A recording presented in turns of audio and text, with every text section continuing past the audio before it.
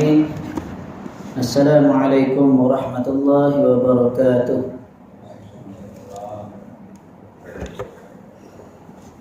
Innal hamdalillah nahmaduhu wa nasta'inuhu wa nastaghfiruh wa na'udzu billahi min shururi anfusina wa min sayyiati a'malina.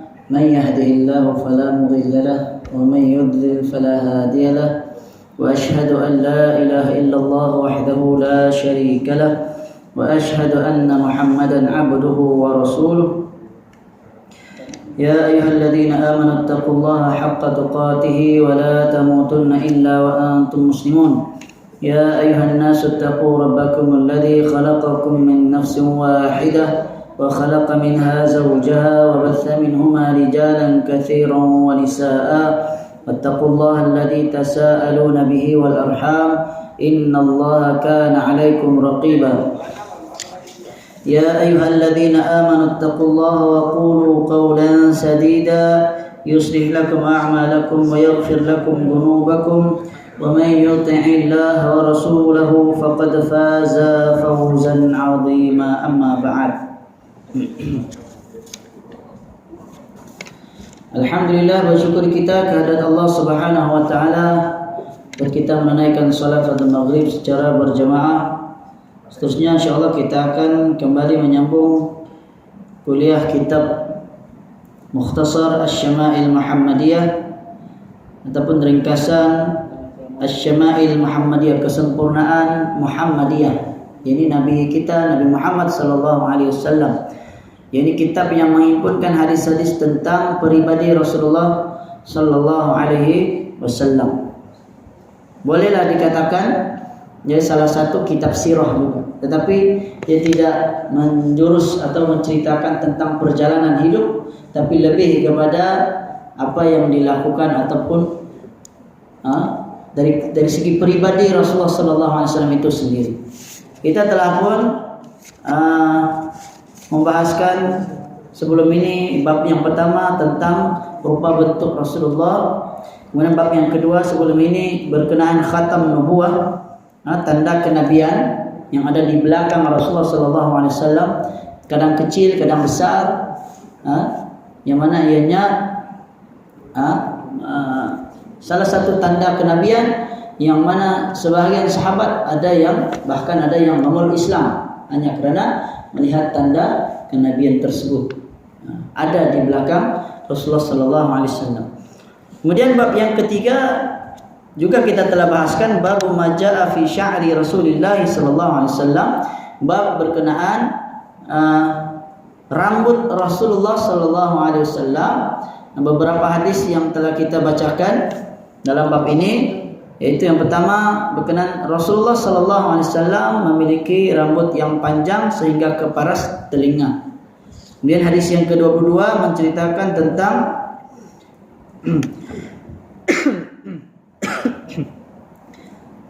Aisyah, istri Nabi, melihat rambut Rasulullah sallallahu alaihi wasallam mencecah daun telinga dan berada di atas bahu. Jadi ada sampai ke telinga ni ujung, dan bahkan ada yang berada di atas bahu Rasulullah sallallahu alaihi wasallam. Diringkaskan, maksudnya rambut Rasulullah ni ada 3 jenis sepanjang hayat baginda. Yang pertama wafrah, yaitu rambut yang hampir menyentuh telinga, maksudnya hampir telinga. Yang kedua limmah, rambut yang menyentuh sehingga ke di bawah telinga, daun telinga. Kemudian jummah, rambut yang sampai ke bahu Rasulullah sallallahu alaihi wasallam. Dan kita ingatkan sudah sebelum ini bahwa memanjangkan rambut itu bukanlah satu perintah. Bukannya maksudnya wajib memanjangkan rambut, tidak. Tapi itulah keadaan rambut Rasulullah sallallahu alaihi wasallam sepanjang hayat baginda. Bahkan Rasulullah sallallahu alaihi wasallam juga pernah menyuruh agar kata Rasulullah, hendaklah kamu berlaku ihsan kepada rambut kamu, jangan kamu cukur sebahagian kemudian meninggalkan sebahagiannya, ataupun kata Rasulullah sama ada kita biarkan saja ataupun kita cukur kesemuanya sekali. Itu cara dia. Jadi kalau biar panjang, panjanglah Kalau kita potong sedikit untuk memberi kekemasan itu boleh, tidak menjadi masalah. Yang tidak boleh itu bila dicukur.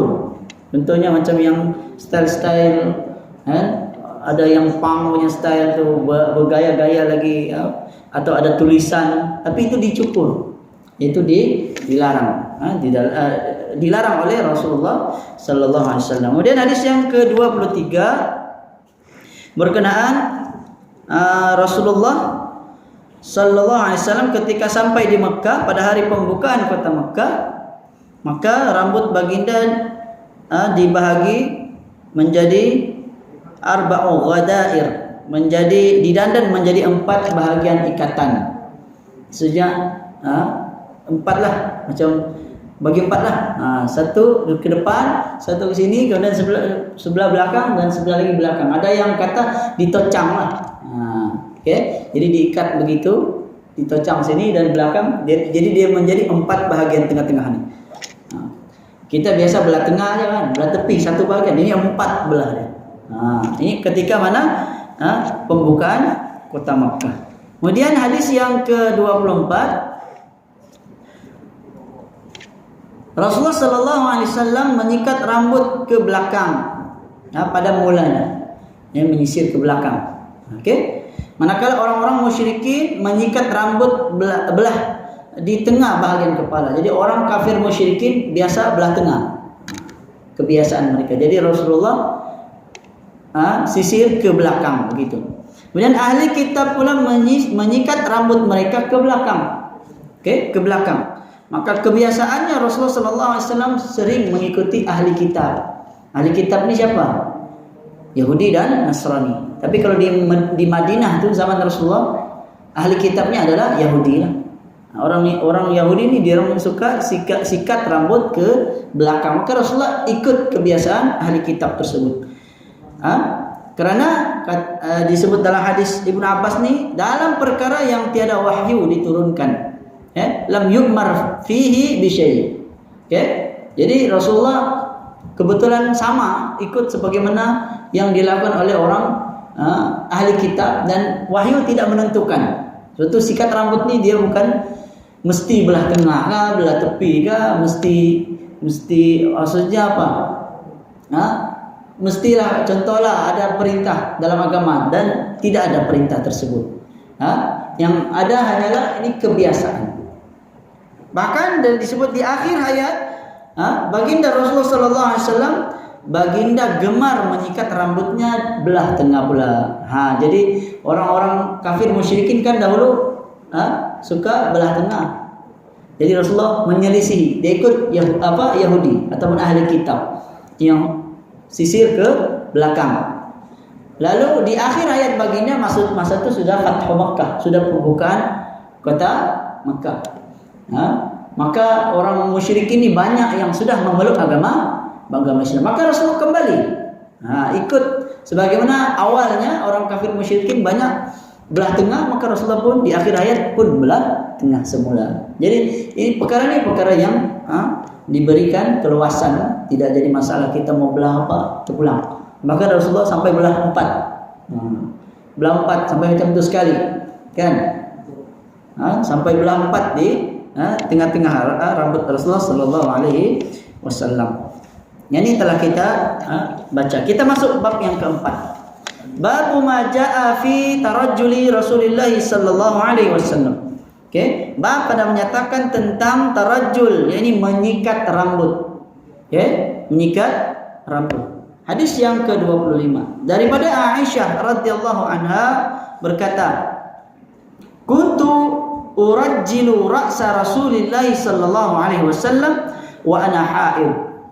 Adalah aku dahulu menyikat rambut Rasulullah sallallahu alaihi wasallam sedangkan aku ketika itu haid. Aisyah, istri Nabi, menyikat rambut Rasulullah. Adakah begitu kita minta istri tolong sikat rambut? Sikatlah rambut sendiri kan. Tapi ini apa yang dilakukan oleh Rasulullah. Istri Nabi menyikat rambut Rasulullah, dia tolong. Tapi bolehlah kita, istri kita mungkin kadang tolong betulkan baju, pakaikan tali leher, kalau pakai tali leher lah, kan? Dia tolong kemaskan kita. Maka demikian Rasulullah SAW juga sampai disikat rambut Rasulullah itu oleh istri Nabi. Padahal ketika itu istri Nabi sedang haid, maksudnya tidak jadi masalah lah. Haid tidak menghalang untuk mendekati, suami istri berdekatan tidak menjadi masalah. Beza dengan amalan ataupun cara ibadah ataupun agama orang Yahudi. Yahudi kalau istri dia haid maka mereka akan menjauhi, tidak boleh dekat-dekat. Macam begitulah. Oke? Jadi huraian ringkas di sini yang pertama memperlihatkan kasih sayang dan kemesraan antara Nabi sallallahu alaihi wasallam dan Aisyah radhiyallahu anha yang menjadi contoh untuk umatnya. Itu diantara bentuk kasih sayang. Dalam hadis yang sebelumnya pun kita pernah baca yang kita sebut tadi, di mana rambut Rasulullah sampai daun telinga dan berada di atas bahu. Itu hadis dari Aisyah juga. Masa itu Aisyah kata, aku mandi bersama Rasulullah dalam satu bekas penyimpanan air. Maksudnya dia simpan satu air dalam satu apa kita panggil besen kalau macam gitulah, tempat penyimpanan air. Jadi mereka mandi sama-sama dalam itu. Oke, jadi suami istri boleh mandi bersama-sama. Itu boleh menguatkan lagi kasih sayang antara suami dan istri. Yang kedua, menunjukkan keharusan menyikat rambut orang lain serta menunjukkan kesucian badan wanita yang sedang haid. Jadi badan wanita bukan najis kalau ketika didatangi haid, tidak sebagaimana keyakinan orang Yahudi. Kalau haid dorong jauh, tidak boleh dekat-dekat sampai jam itu. Kan? Yang ketiga, menjelaskan bahwa seorang istri boleh melayani suami ketika sedang haid selagi tidak berlaku persetubuhan antara mereka. Ia juga menjadi bukti bahwa seorang istri sangat mudah beroleh pahala menguruskan suaminya walaupun dalam keadaan haid. Jadi seorang istri dia sangat mudah untuk dapat pahala. Tolong uruskan suami pun boleh dapat pahala. Sisir rambut pun dapat pahala. Kan? Yang keempat, keharusan menggunakan khidmat istri sekiranya istri itu redha dan menunjukkan akan kecantikan akhlak seorang istri. Oke? Yang demikian ada 4 secara ringkaslah huraian daripada hadis 25 berkenaan Aisyah menyikat jadi artinya Rasulullah, selain Rasulullah sikat rambut, kadang-kadang istri Nabi yang menyikat rambut Rasulullah sallallahu alaihi wasallam. Hadis yang ke-26 daripada Anas bin Malik radhiyallahu anhu berkata, kana Rasulullah sallallahu alaihi wasallam yukthiru dahna ra'sihi wa tasriha lihyatihi wa yukthiru al-qina'a hatta ka'anna thawbahu zayyat. Okay. Adalah Rasulullah sallallahu alaihi wasallam yukthar, selalu membanyakkan. Yukthar ni membanyakkan, maksudnya selalulah sering menyapu dahna ra'sihi, meletakkan minyak di rambut ataupun di kepala Nabi. Nabi selalu letak minyak lah. Okay. Minyak rambut lah senang. Kalau kita sekarang minyak rambut lah. Minyak rambut ni ada macam-macam. Kalau dulu mungkin minyak zaitun macam gitulah. Kalau sekarang ni macam-macam lah. Ada yang boleh keras, ada yang boleh keras. Kan? Janji dia bila disapu dengan minyak maka rambut akan lebih nampak kemas, dia berkilat. Kalau tidak diletakkan minyak maka nanti dia akan jadi kering. Kan? Nampaklah kusut. Kan? Dalam hadis yang panjang, hadis Jibril. Hadis yang kedua dalam hadis 40. Jibril datang mengajarkan agama, tentang agama.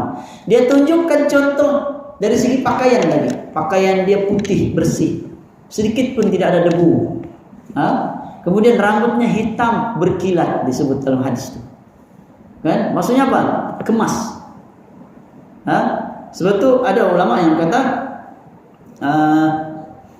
sebelum menuntut ilmu, sebelum belajar pun, kalau boleh kita persiapkan diri kita dalam keadaan yang sebaik-baiknya. Bahkan saya pernah dengar ada ceramah ustaz yang kata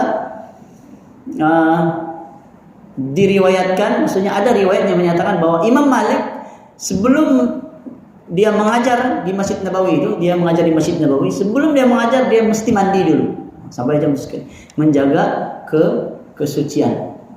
Kalau kita tidaklah sekurang-kurangnya berwudu lah. Terus kita biasanya tempat menuntut ilmu adalah di dalam masjid. Jadi kita kalau boleh dalam keadaan suci.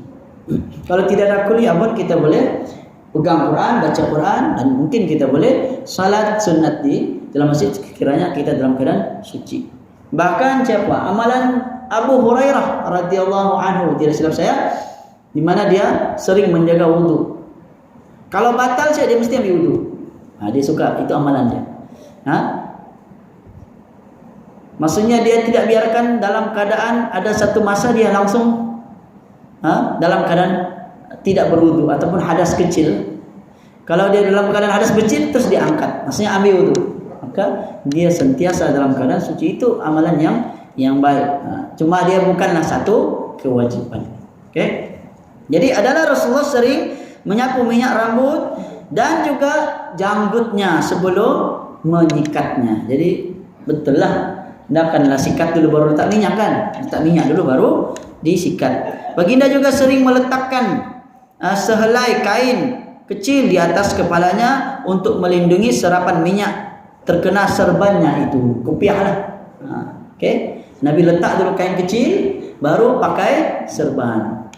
Okey, kalau kita pakai kopiah lah, lepas tu kita pakai serban untuk mengelakkan dari minyak tu terkena di kain serban.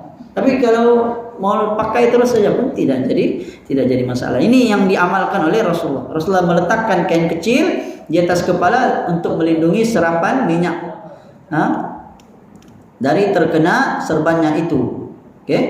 Sehingga seakan-akan bajunya seperti baju penjual minyak. Okey.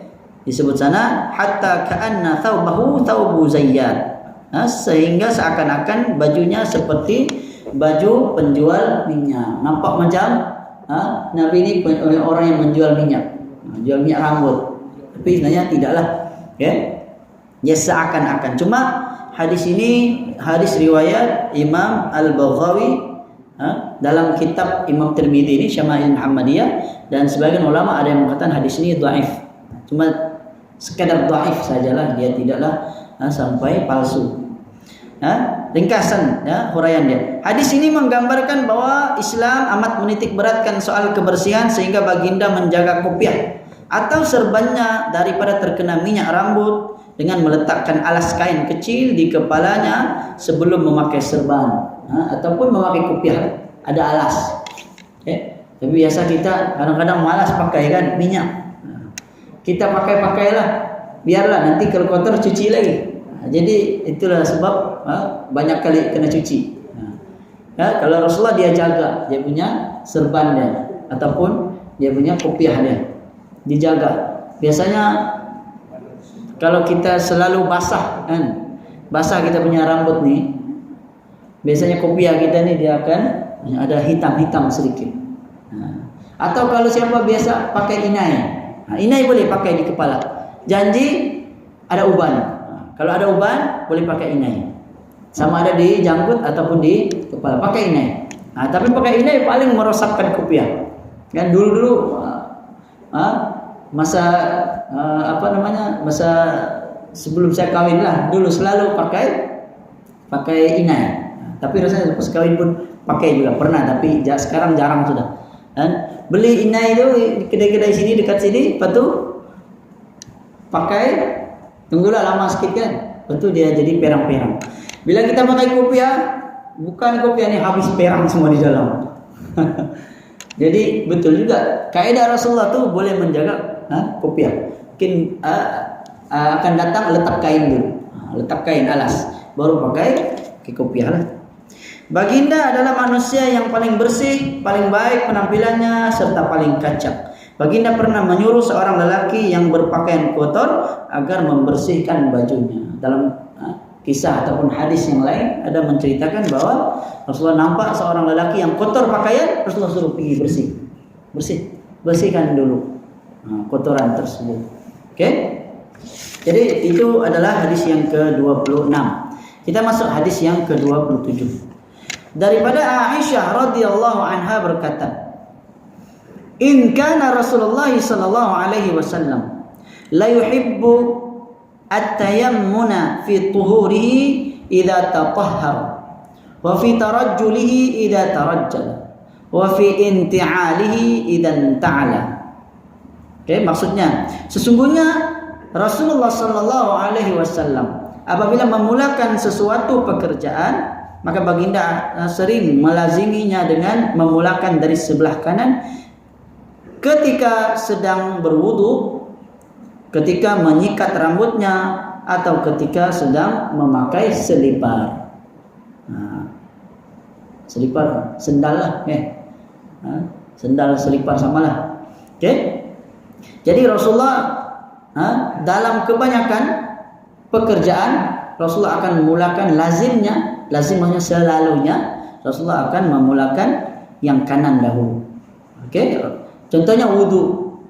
Rasulullah memulakan wudu dengan anggota kanan. Apa hukum? Kalau kita ambil wudu kiri dulu, sah wudu dia?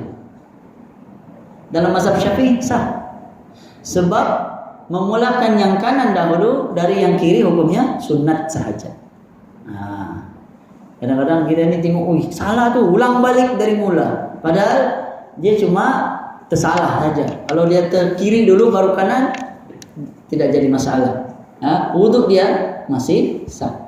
Okay? Betul, dalam hadis ni jelas dia kata Rasulullah selalunya melazimi dengan memulakan bahagian kanan. Yuhibbu, menyukai. Yuhibbun maksudnya Nabi menyukai, suka. Maksudnya bukanlah satu kewajiban. Jadi dalam sini disebut fi tuhurihi idza tatahhara. Dalam bersuci ataupun dalam berwudu ketika Nabi berwudu. Menunjukkan bahwa wudu memulakan kanan itu disukai. Bila disukai bukanlah sampai wajib. Dia bukan rukun.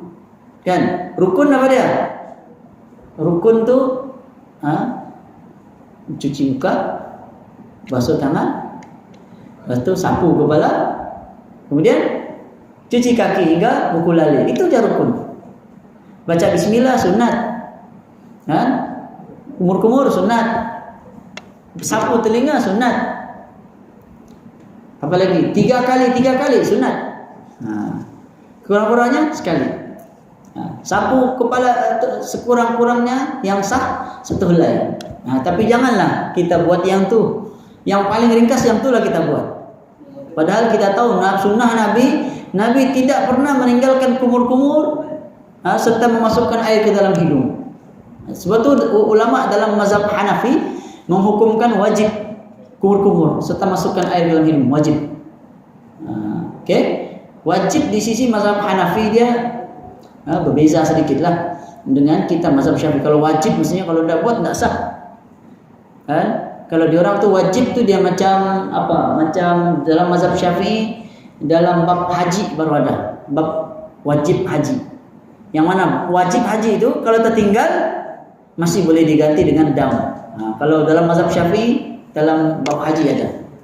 Tapi mazhab lain ada. Semua dalam bab-bab fikah yang lain pun ada. Contohnya macam kumur tadi wajib tapi tidaklah sampai menyebabkan tidak sah.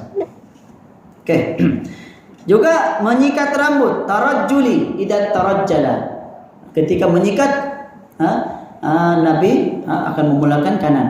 Wa fi inti'alihi, memakai selipar. Maksudnya pakai selipar tu mana dulu? Kanan dulu ke kiri dulu? Kanan dulu. Dalam pakai selipar pun Nabi memulakan yang kanan. Tidak pakai selipar, itulah mana yang sampai dulu kan. Mana yang kita jumpa dulu, itulah kita pakai dulu. Tidak pernah terfikir pula mau pakai kanan kah, kiri kah. Okay, jadi selepas ini pakai selipar, kita usaha pakai kanan dulu. Cari, terjumpa kiri dulu, tidak, cari kanan dulu. Pakai dulu, atau jumpa dua-dua, pakai. Kalau pakai serentak, mana boleh kan? Itu dia melompat tu kalau gitu. Okay. Hadis riwayat Imam Al-Bukhari. Hadis ini adalah hadis yang sahih. Okay. Segala amalan yang baik maka patut dimulakan dengan sebelah kanan. Maka ini bukti bahwa sunnah memulakan sesuatu yang baik adalah dari sebelah kanan terlebih dahulu sebagai tanda kita mengikuti sunnah Rasulullah Sallallahu Alaihi Wasallam. Perbuatan yang baik. Jadi beza satu ada lagi satu perbuatan yang bukan perbuatan buruk. Maksudnya contohnya dia berkaitan dengan menghilangkan kotoran. Contohnya apa?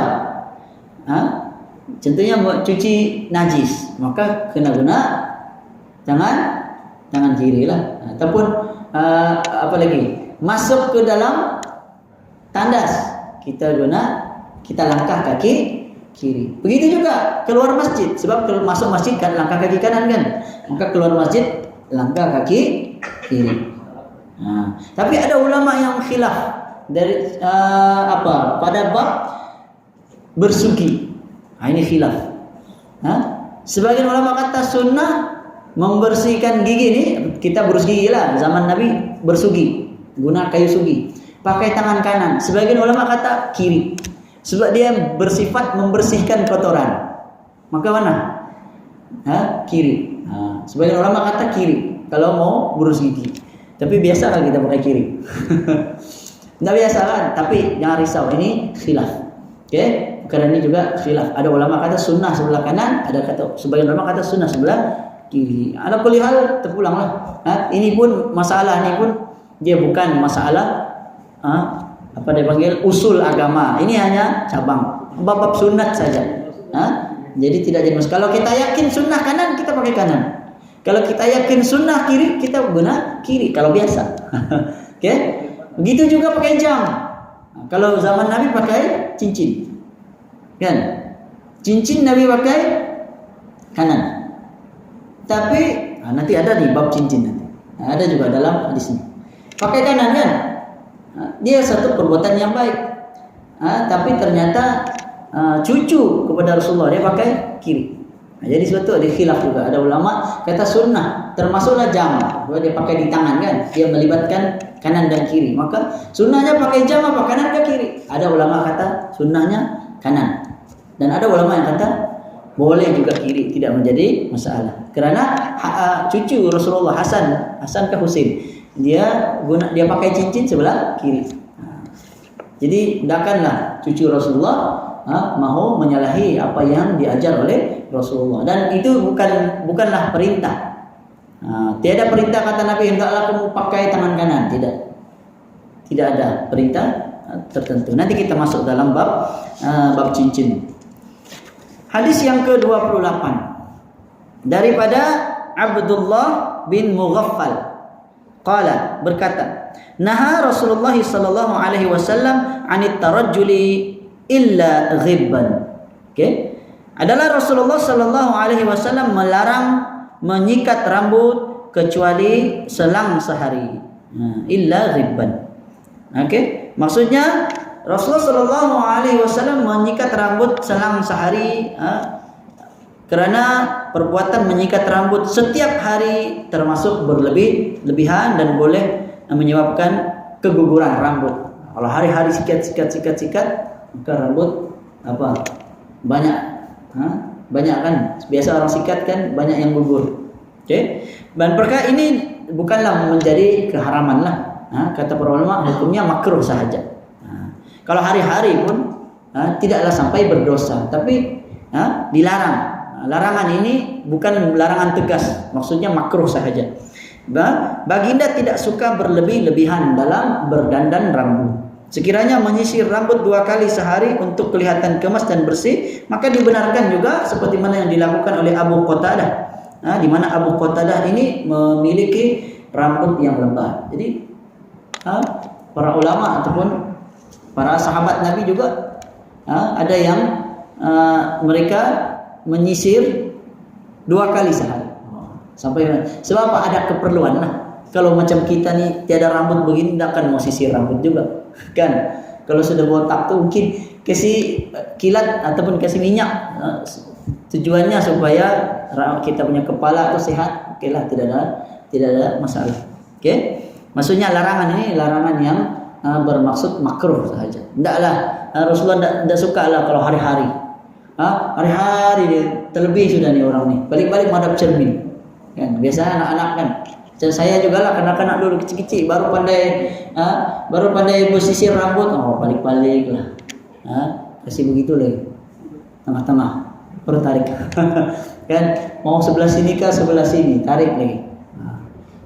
Jadi sekali sekala ataupun sekadar minyakkan rambut, lepas tu pakai kopiah. Pakai kopiah ni sunnah kah ataupun harus? Itu pun ada pembahasan di kalangan para ulama. Ada ulama yang kata makruh kalau sering tidak pakai kopiah. Tapi ada ulama yang kata dia cuma adat lah. Di mana orang Arab memang selalunya pakai kopiah dan serban. Maka dia bukanlah merupakan satu kewajiban ataupun tuntutan. Yang mana kalau kita perlu ada keadaan tertentu tidak pakai kopiah, maka juga tidak jadi masalah. Demikian juga ada juga yang kata kecuali dalam sholat lah. Dalam sholat ni kalau boleh mesti pakai kopiah. Tapi bukan juga wajib, bukan juga sunat. Pakai kopiah ni. Dari segi tujuannya untuk menghalang rambut daripada menutupi dahi. Itu antara maksudnya baguslah sekiranya kita pakai kopiah. Baik, kita habis hadis yang ke 28 ni bab yang keempat. Jadi kita masuk bab yang kelima. Bab yang kelima adalah babu ma jaa fi syaibi Rasulillah sallallahu alaihi wasallam. Bab pada menyatakan tentang uban Rasulullah sallallahu alaihi wasallam. Hadis yang ke-29. Daripada Qatadah, hal khasaba Rasulullah sallallahu alaihi wasallam qala lam yablugh dhalika innama kana shayban fi sudghaihi walakin Abu Bakrin khadaba bil hinna wal katam. Aku bertanya kepada Anas bin Malik, kata Qatadah. Qatadah berkata, qultu li Anas bin Malik, aku bertanya kepada Anas bin Malik, adakah Rasulullah sallallahu alaihi wasallam pernah mewarnakan ataupun menginaikan rambutnya? Bukan warna pakai dye, ya pakai inai. Maka Anas bin Malik pun menjawab, baginda tidak pernah melakukannya, hanya terdapat beberapa lembar uban sahaja di jambang tepi kiri dan kanannya. Namun Abu Bakar pernah mewarnakan ataupun menginaikan rambutnya dengan memutihkan menggunakan hinna. Hinna ni apa? Inai lah, inai. Kalau kita beli di kedai itu disebut henna, dia bilang henna. Maksudnya inai. Sudah dia sebutan pun hampir-hampir. Henna dengan inai. Kalau bahasa Melayu inai. Henna dan katam. Katam maksudnya sejenis tumbuhan yang digunakan untuk mewarnakan rambut sehingga menjadi kemerah-merahan. Jadi ada dua. Satu al-hinna, satu katam. Penggunaan pewarna rambut selain warna hitam maka adalah diharuskan. Kerana ada larangan. Nabi larang. Ada hadis lain menyatakan bahwa dilarang menghitamkan rambut. Maksudnya kita warnakan rambut dengan warna hitam. Bila sudah ada uban, kita warna hitam, dia seolah-olah tidak mau nampaklah ubannya kan, maka kita pakai. Dan ini memang banyaklah. Sebagian ulama ada yang kata larangan ini bagi orang yang tua. Larangan ini bagi orang yang tua ada. Saya pernah baca ada penjelasannya di mana sebagian ulama kata bagi orang yang muda-muda yang biasanya tiada uban, tapi oleh kerana faktor keturunan ataupun mungkin pemakanan awal lagi darjah 6 lagi sudah ada uban. Kan? Maka ada ulama yang membenarkan. Bagi kanak-kanak yang kecil-kecil lagi nih, yang belum remaja ataupun remaja yang sepatutnya rambutnya masih hitam semua tapi ada sudah inai, ada sudah uban, maka boleh masa tu barulah dibolehkan dia pakai inai ataupun pewarna inai lah daripada daun, bukan pewarna yang diwarna yang pakai dye yang selalu dah tahulah apa bahan kimia dia. Yang itu biasanya menyebabkan rambut tu tidak masuk air. Sehingga kalau kita ambil wudu dibimbangi tidak sah wudu kita kerana air tidak sampai ke rambut. Maka sebetul inai ataupun apa-apa jenislah daripada tumbuhan yang mana ianya mewarnakan secara tradisi orang Arab ataupun kebanyakan orang zaman dahulu maupun zaman sekarang masih lagi menggunakannya. Seorang lelaki tua yang sudah dipenuhi uban memutihkan mewarnakan rambutnya dengan warna hitam, ya, maka sudah tentu ia akan membuatkan perempuan tertipu. Okey, sebab itulah dilarang mewarnakan rambut dengan warna hitam. Okey, dia ada hadis dia lah, tapi kita tidak sebutkan di sini, tidak dibawakan, tapi saya pernah baca ada hadisnya. Memang Nabi melarang kita menghitamkan rambut. Artinya kalau kita mau pakai pewarna, pakailah selain hitam. Tak kira lah kuning ke, oranye ke, merah ke. Tapi jangan dia dye lah, dye pula boleh. Okay? Walaupun dye itu kan kebanyakan sekarang, kalau tidak silap saya, dia ada tulis suci, kan? Tulisannya suci. Tapi kita tidak tahu dia pakai pewarna apa bahan yang dia gunakan, sebab pewarna biasanya tidak masuk air. Okay? Kecuali lah kalau sekiranya dia dye itu mungkin diambil daripada sejenis tumbuhan. Dye dia itu sebenarnya daripada inai juga. Maka mungkin itu boleh lah. Okay? Ataupun beli sajalah inai yang biasa tu kan, serbuk inai itu kan, henna tu, yang tu okey, tidak ada masalah. Ada juga warna hitam, kan? Pernah kami beli itu warna hitam, sekali try pakai, rupanya dia dah hitam juga, dia hijau-hijau sikit. Tetap nampak warnanya bukan hitam betul. Dia warnanya hijau, dia cuma gelap sedikit, tapi dia masih tidak terlalu hitam. Okey, hadis yang ke-30 ataupun hadis yang ke-30 atau 31. Kalau dalam kitab Arab dia hadis yang ke-31. Daripada Anas bin Malik radhiyallahu anhu qala, berkata, "Ma adattu fi ra'si Rasulillah sallallahu alaihi wasallam wa lihyatihi illa 14 sya'ratan bayda." Adalah aku tidak menemui uban di kepala Rasulullah sallallahu alaihi wasallam kecuali terdapat 14, okey, 14 helai ataupun lembar kah helai lah kan, uban di sekitar kepala dan juga di rambut baginda. Jadi di kepala Nabi termasuk di janggut, jumlahnya kata Anas bin Malik 14. Dia kata hanya 14 helai. Artinya sahabat Nabi dikira ada 14. Kan? Itu tanda sahabat Nabi betul-betul memperhatikan Rasulullah sallallahu alaihi wasallam. Hadis yang ke-31.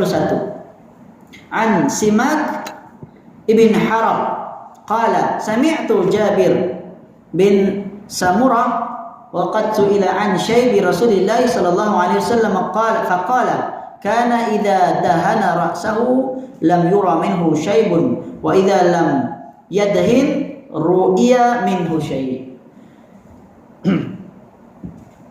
Simak bin Harab berkata, aku mendengar Jabir bin Samurah radhiyallahu anhu ditanya tentang rambut, tentang uban Rasulullah. Syaib ini maksud uban. Uban Rasulullah sallallahu alaihi wasallam. Maka Jabir pun berkata, kebiasaannya Rasulullah sallallahu alaihi wasallam apabila menyapu minyak ke rambut dan merapikannya, maka tidak kelihatan sedikit pun uban di kepala baginda. Dia sebut dia kilat kan? Jadi kalau kita letak minyak, maka uban tu dan juga yang hitam kadang-kadang dia samar. Kadang-kadang bilang macam uban, sekali tengok dekat-dekat hitam juga. Bukan uban rupanya. Itulah bila diletakkan minyak. Sebaliknya, jika baginda membiarkan sahaja rambut baginda tanpa meminyakkannya, maka kelihatan sedikit lembar uban putih di sekitar kepala baginda. Hadis riwayat Imam Muslim. Okay? Jadi kalau Nabi tidak letak minyak, maka kelihatanlah, nampaklah dia punya ubannya. Maksudnya tidaklah banyak, sedikit. Dalam hadis Anas bin Malik sekitar 14. Tapi ada sahabat lain lagi tuh. Tidak sama. Sahabat lain tengok dia kira dia kata berapa, tidak sama. Kita tengok hadis yang ke-32. Dari Abdullah bin Umar radhiyallahu anhu berkata, "Innama kana syaibu Rasulillah sallallahu alaihi wasallam nahwan min 20 sya'ratan bayda." Sesungguhnya uban Rasulullah yang mulia lebih kurang 20 helai sahaja. Jadi Abdullah bin Umar, anak kepada Sayyidina Umar, dia kata uban Rasulullah 20. Lebih kurang lah. Dia kata nahwan min 20. Lebih kurang 20. Maksudnya 14 tadi itu termasuklah tu kan. Dia lebih kurang. Dia tidak terlalu banyak. 20 sekitar hampir 20 atau 20 lebih sahaja. Terdapat beberapa percanggahan hadis ini huraiannya, ringkasnya. Di atas mengenai bilangan uban Rasulullah sallallahu alaihi wasallam di dalam hadis-hadis yang wujud. Ada yang kata 14. Ada yang kata 20 yang telah kita sebutkan. Ada juga yang lain kata ataupun sahabat lain yang mengatakan 17 helai. Ada juga yang kata 18. Jadi itulah dia punya jumlah, lebih kurang. Hal ini terjadi disebabkan sahabat cuma menganggarkan sahaja uban yang terdapat di kepala dan janggut Rasulullah sallallahu alaihi wasallam.